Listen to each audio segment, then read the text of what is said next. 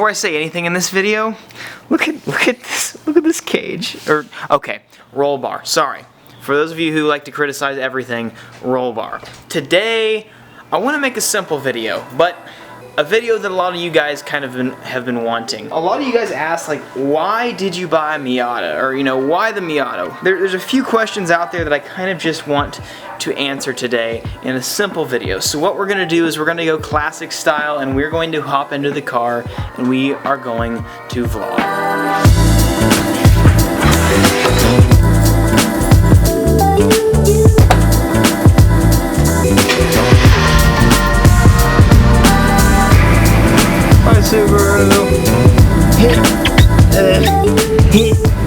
There we go. It's insane to me to think that, like, this is where I started. Literally, my channel started inside of the car with with a GoPro, no microphone, really crappy audio, really crappy car, really crappy camera. But that is how this channel started. And just look how far. It's just, you guys are insane. Not that you guys, that's not really a bad thing. It kind of sounds bad when I say that. You guys are awesome. So today, we're going to be talking about why I bought my Miata. For those of you who have followed me for a while know that yes, I bought it to be a project car, but a lot of you still have the question in your mind, why a Miata for a project car? You know, why not an S2000, or why not some kind of Civic, or why not another Subaru or something like that? So I want to answer that today. Why did I buy Project Miata? Really quickly, I do want to remind you guys again, for this month and this month only, we are doing a 100K limited edition special tuner crate. Go to the top of the description and click the exact link that I give you right there, and then go and check that out. Disclaimer, before I say anything about why I got the Miata, I want to tell you guys that a few years ago, was the guy that hated Miatas. I thought they were the dumbest cars in the world. I thought they were stupid looking. I thought they were useless. I thought they were just this underpowered, underperforming, boring car. I really did. And if I would have told myself, if I were to go back in time and tell myself 2 years ago, 3 years ago, Evan, you will own a Miata one day, I would have slapped myself. But since then, I have grown up, and I have learned a lot more about cars, and I have learned that there's a lot more than just power. You know, there's more ways to have fun than racing on the streets or racing on the highway, and I have grown to love high-performance driving. And I still have yet to do that in this car because it's not fully prepped yet. Like you saw in the beginning of the video, I still have to put my roll bar in, and I still have to replace my clutch as well, which we will do that very soon. Now, why is this car in particular good for high-performance driving? Or why is this car even good for any reason whatsoever? So, I'll give you a really, really short answer that is probably the most effective answer I can give you. And we'll talk a little bit and expand a little bit about it more. But here are the main reasons. It's cheap. It is cost effective. This car with AC blowing cold on a hot ass day like this, I mean, it is like 100 degrees outside, and I am great on the inside of this Miata right now. Full throttle! Oh my gosh. That was literally so slow. And this Civic with a giant rice pipe cut in front of me. I can't really talk though, because I have a loud, slow little Miata. After sales tax, this car cost me less than $3,000 for a perfectly running car with no engine troubles, with really no body damage, with no troubles at all except for the fact that I need to replace the clutch, which I still have to do. This car weighs a little over 2,000 pounds. 2,000 pounds. It has a manual transmission. It is rear-wheel drive.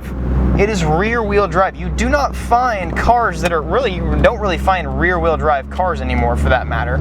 But wow, I just burped and talked at the same time. That was really weird. Now, granted, it does have like 100 horsepower, but this car just whips it so much. This car has almost a perfect weight distribution to it. If you're to ask me, with the amount of driving I've done in this car, and I can hands down say that I would rather drive this car than my Subaru STI, hands down, this car, if this had more power from the factory, from an engineering standpoint, this is probably one of the better cars ever made for production for a commoner's use. You know, not not talking about, you know, $100,000, $200,000, $300,000 cars. This car is almost perfect. Now, I will tell you right now, the S2000 is better than this, and it does have more power, and I think the S2000, honestly, is one of the most perfect cars ever made for what it's used for, especially. But like, for what I'm using for, I wanted to buy a car that I could use for high performance driving, that I could take to autocross, that I could take to high performance like track events, that I could put slicks on, put a cage in, and do very little power mods to, or to do suspension with for very little cost. And I wanted to buy a car that I could whip the crap out of and also beat the crap out of without having to worry about it. Like, these cars were so like overproduced that it's so easy to find little parts here and there. Now granted, it's really hard to find a good hardtop, but you know, that's a little bit different story. But like, this car, it is so great. It's really weird because I would have never imagined that I would be making a video telling you guys why the Miata is so great. But it's such a fun little car, and honestly, it's probably the most perfect first car you could get. It's easy to maintain. It's cheap to maintain. I have bought brakes, a clutch, a cage, and I have spent, well, the cage was like $700, but it's whatever. But the other stuff, like, it's been super cheap and super easy to work on. It's extremely easy. It's great to learn on, and it doesn't cost you anything. Like, I can go to the track, I can burn through this set of rubber in 5 or 10 events and not have to worry about spending $2,000 on tires because it only costs me $400 or $500 for tires. So yeah, this car isn't the greatest thing ever, but when you're considering having to go through brakes, go through brake pads, go through fluids, when you're considering having to go through even a motor, like a motor to replace this, like getting the stock 1.8 motor or even replacing a 1.6 motor into it, it costs like $400 to get a brand new motor for this car. It is absurd. It blows my mind. I mean, granted, I am used to a Subaru. It cost me $750 to redo my brakes. It cost me like $1,500 for tires, or $1,200 for tires. It cost me, you know, $500, $600 basically per part. It cost me $2,000 for suspension. It cost me, you know, it costs you so much money. But for this car, I can have $3,000 or $2,000 in the entire suspension and be completely done with the car and have basically every bit of suspension replaced. Whereas in my car, I have, like in my STI, I've spent well over $3,000 to $4,000 in suspension alone, and it really doesn't even handle that great still.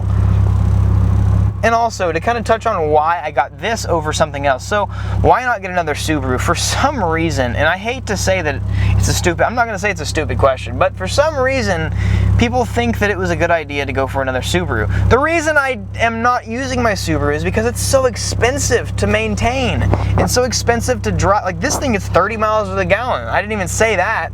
But like, my Subaru consumes fuel, it consumes motors, it consumes pieces everywhere, it consumes tires more because it's heavier. It's just not a good car to do what I want to do. And it honestly, like, it just doesn't handle great. I've taken it to a high performance track day, and I have driven the crap out of my car. Now granted, I'm not going to sit here and talk trash about Subaru. The car does handle well, but I've driven a lot of cars as well, so you have to give me some credit. There really is no replacement for a solid rear-wheel drive car, or even just a rear-wheel drive car. Rear-wheel drive is so much more fun to drive. Take my word when I say that. Now, I would have told you out of ignorance whenever I first got my Subaru that all-wheel drive is the best. It's not. It is absolutely not. Miatas are mainstream for a reason, so I wanted to get something that was mainstream, like a 240 or something like that. But then again, I also wanted this is just, I don't know, I got a perfect car, a car that runs amazingly for so cheap. And I'm gonna sit here and I'm probably just sounding like a broken record right now. This car is super, super, super, super cheap. This car is just fun, and for what it is, it's probably one of the best handling cars, even with stock suspension and basically slicks that you can get. Like, just here, this little corner right here, I'm not even gonna brake, I'm just gonna, like, my Subaru would have gone straight into the curb right there. This car is amazing. This is probably one of the best investments I've ever made, and I'm so happy I made it. I want to thank you guys again for making it possible, because without you guys, I wouldn't be able to afford this kind of stuff, and I wouldn't be able to make this kind of stuff real. Thank you for watching my videos. Thank you for watching this video. Make sure you drop a like on this and hit subscribe if you have not already. And again, I'm going to keep talking about it. The 100K limited edition tuner crate is available for the month of July. So grab one of those. It's going to be amazing. It's got a special shirt, special air freshener. It's got a No Ding Squad sticker, so I know you guys, a lot of you guys wanted one of those. But anyways, thank you guys for watching. I will see you guys next video. Peace out.